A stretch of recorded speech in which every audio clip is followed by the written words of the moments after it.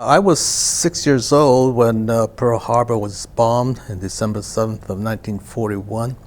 And I was in the first grade going to Enterprise Elementary School, which is located on Hedge Avenue.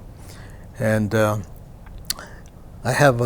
come from a large family. I had 5 brothers and 2 sisters. Well, I just got another sister that was born 2 weeks after the bombing of Pearl Harbor. And my father raised strawberries in Florin, and and it was on December 7th that we were at the Japanese Methodist Church when one of the members named Al Sakamoto announced that Japan had attacked Pearl Harbor. And that was the beginning of a life of misery for our family and many Japanese American families.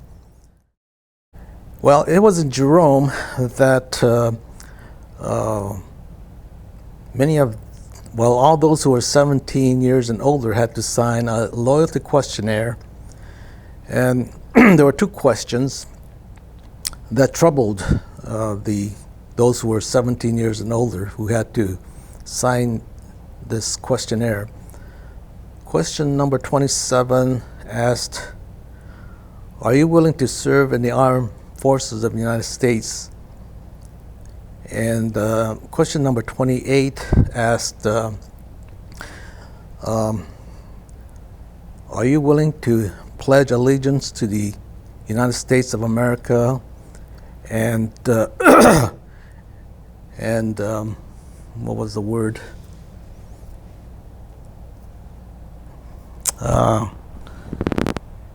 And forswear all allegiance to the Emperor of Japan."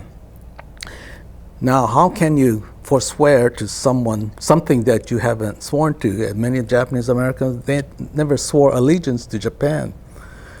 They were born in this country and they were citizens of the United States. And their allegiance was to the United States. So question 28 was a very difficult question to answer for these young men and women.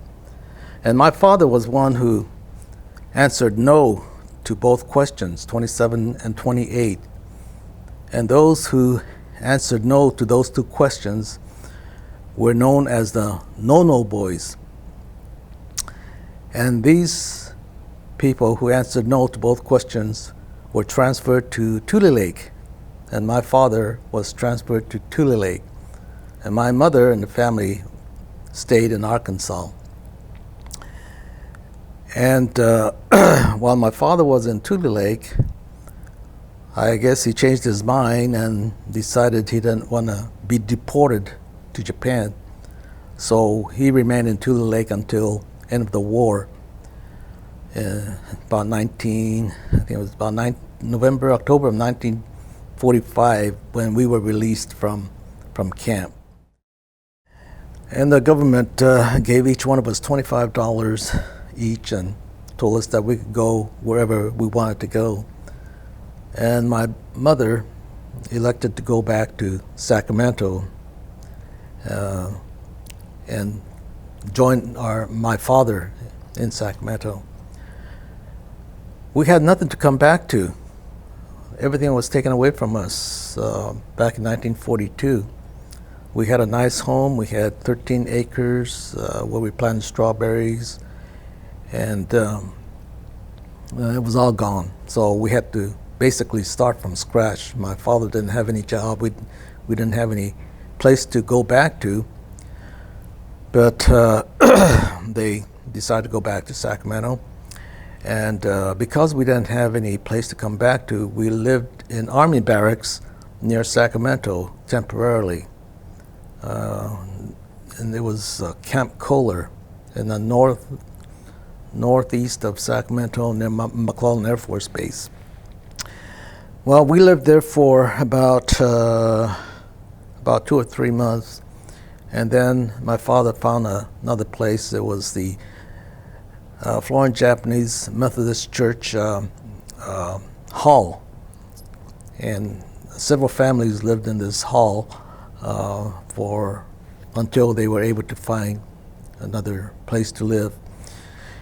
We lived there for about another 3 months, and then my father found a place not too far from Florin, and he was able to work for a Caucasian family, taking care of the grapes and raising strawberries. And we were finally able to buy land and build our own home in 1950. My school experience, well, we went to Rio Linda Elementary School while we were at this Camp Kohler near McClellan Air Force Base, and they treated us very well. It seemed to me that these students were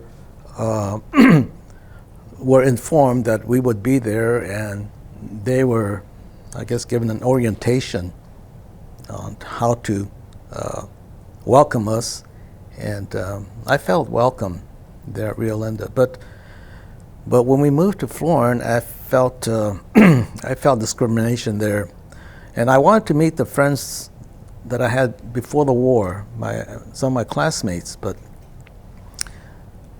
they were no longer our friends. I mean, you know, they would call us Jap and things like that.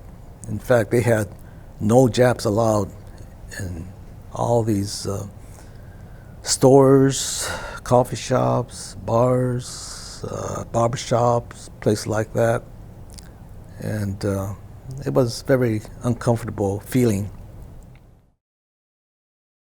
Many families lost everything, but there are a few families who had good Caucasian friends who took care of their property while they were in the evacuation camp. So they were fortunate. They were able to come back to their own homes and resume where they left off. But the vast majority of the Japanese Americans had to start all over from scratch.